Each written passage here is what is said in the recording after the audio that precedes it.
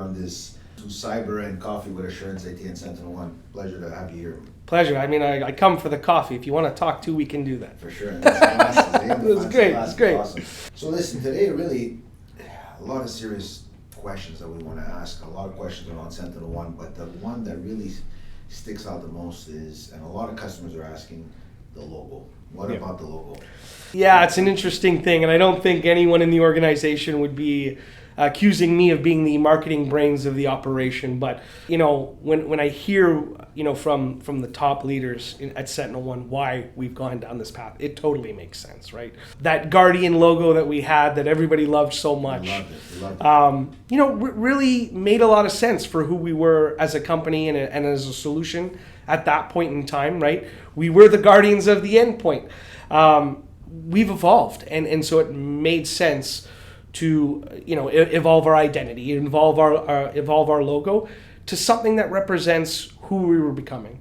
A platform, a visibility platform for security, where yes, we're always going to do a great job of being a guardian of the endpoints. That is our foundation.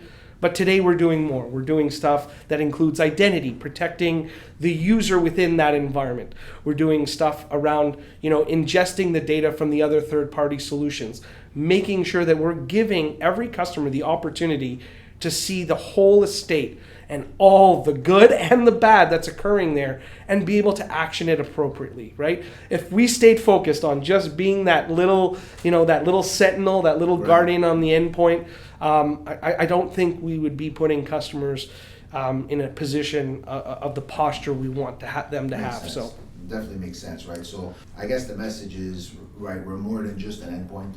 Really, it's about protecting the attack surface as a whole. Correct. Right. Yeah. So we see that today with the shift in the platform, the Singularity platform. We see the ability really to reduce that attack surface and be able to ingest, not only endpoints but additional components of the infrastructure. So we know that with the platform we have integrations into third-party data sources, as you mentioned. Some of the top data sources that our customers are asking for are on the AD, Fortinet, Perimeter, Palo Alto, right? Those perimeter networks, they want that visibility into those third parties and have that same seamless integration in SentinelOne. Is that something that SentinelOne is looking at pushing forward and enhancing as we go Absolutely. I mean, I think the idea of data being the source of truth or the source of action and visibility in a security mindset is something new.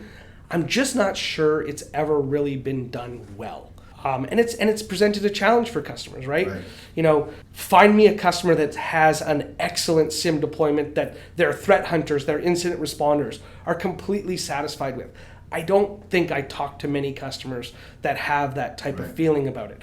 So what we tried to set forth with SentinelOne is, yes, data, is the source of truth. It's our source of visibility, but we can't just ingest 10% of the data. We can't just pick and choose what data streams are important.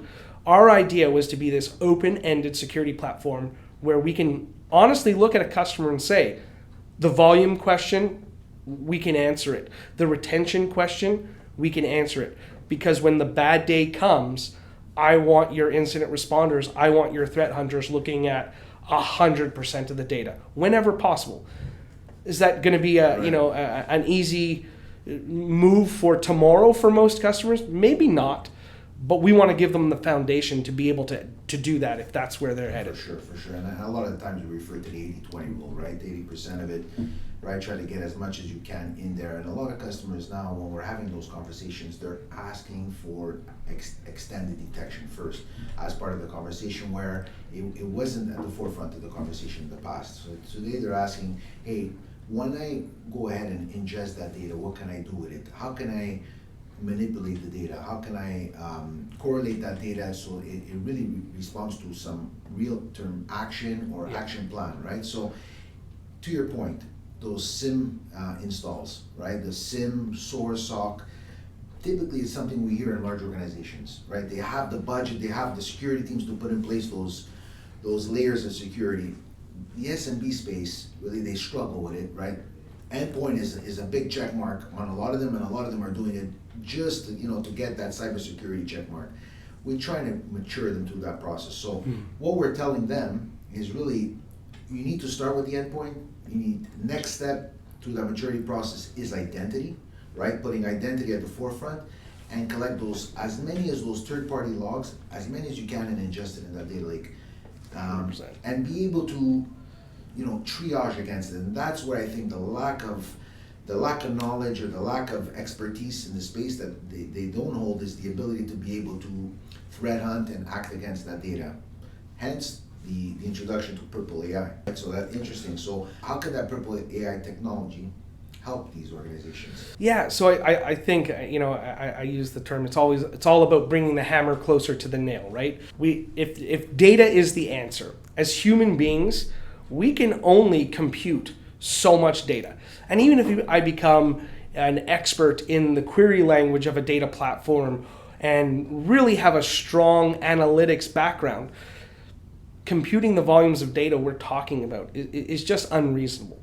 Right. I also feel like, you mentioned, I cover Canada. I'm the Director of Solution Engineering for Canada, not the globe. This is an SMB market, right? And we can't forget that. And I need to be able to have the same conversation I'm having with the large enterprises, the banks and all those in Canada, and I'm having with, the 200, employee organizations. And the way to do that is Purple, right? I can't go and sell the idea of threat hunting, incident response through data to an organization who, their top security guy is also the person that's maintaining Windows and, is their desktop support person. They might have a strong security skill set, and they might have one that's going to, need some help. And then there's language, right? The query language. Correct.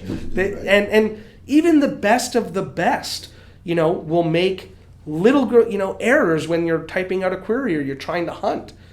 Those become time killers, right? Where did I make the little mistake? Purple takes that out of the equation. And it really makes it brings the level set for everybody across the plane to say, someone who's seeing SentinelOne for the first time can open up Purple, ask it questions in plain English or plain French, and get the queries built and start the threat hunt immediately. Now, I really think we're taking the right approach. I'm probably a little biased for sure, but if I look at what SentinelOne is doing around generative AI, and I actually call ours narrative AI. Yeah, I'm going to coin the phrase, but narrative AI to me. First year today on the coffee. Yeah. Narrative AI to me, what we're doing is I'm building the story so that someone can respond. It's not just about putting a language model in front of your query and allowing you to type something out. It's once I put that first question in, how do you help me do the actual investigation? Right.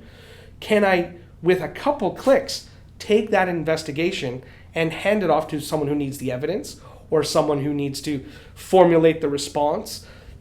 Even send it to my boss who asked me the question in the first place, right? How do we make intelligent decisions, right? Correct. Leveraging the data. Correct. Makes sense. So it's about breaking it down, making it simple, not just answering the question, but making suggestions, providing response analytics and things like that. So I really think we're taking the right approach.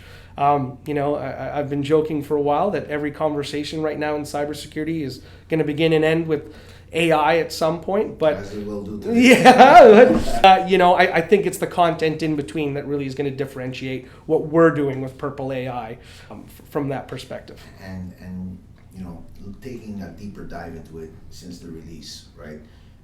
One thing that I found interesting with the Purple AI tool is the ability to be able to query against not only the endpoint data, but the extended data. Yeah. Right? The ability to standardize on that model of log collection, so we have the ability to query against it.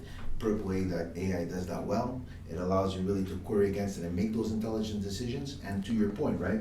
When you mentioned about having the query language and you have that one specific person that builds that IP within your platform, then when he's not there and there's operational turnover, you're kind of stuck with a platform that's irrelevant, right? So having that language and from an operational perspective, being able to maintain it, I think is key for a lot of customers, and I think it's a great differentiator. I think, one of the biggest things that's happened in cyber over the last couple years is this we're moving towards this standard of logging called OCSF. Right. So important.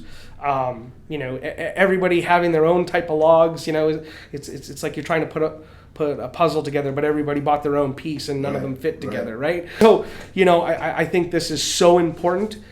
To your point, it's really going to allow us to put something like Purple in front of the data and be able to write a query that doesn't just look at our endpoint data, but any other data you're pulling in that's normalized now, that's all in the same format. So when I look for events related to, let's say, a user, Matt Balser, I'm looking for that user information across all the platforms, and it's understood because it's all in the same sort of format. So parsing the data becomes easier, querying the data becomes easier, and then using that data, when you have something like Purple in front of it, becomes significantly easier once we normalize. So that's not a SentinelOne thing, but we're real happy that the industry is moving towards a standard. Fantastic, man. Thank you again. Thank you for your time. It was a great chat. Awesome. Always a pleasure. And to your point, we're ending with AI, solving all the problems. Thanks.